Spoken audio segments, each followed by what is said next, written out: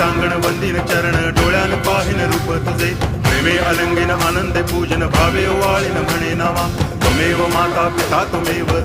बंधुश्च सखा त्वमेव विद्या करुणं त्वमेव सर्वं मम देव देव कायेन वाचा मनसेन्द्रियैर्वा बुद्ध्यात्मना वा प्रकृति स्वभावा करोमि यद्यत् सकलं परस्मै नारायणायति समर्पयामि अच्युतं केशवं रामनारायणं कृष्णदामोदरं वासुदेवं हरि गिरिधरं माधवं गोपिकावल्लभं जानकीनायकं रामचन्द्रं भजे हरे राम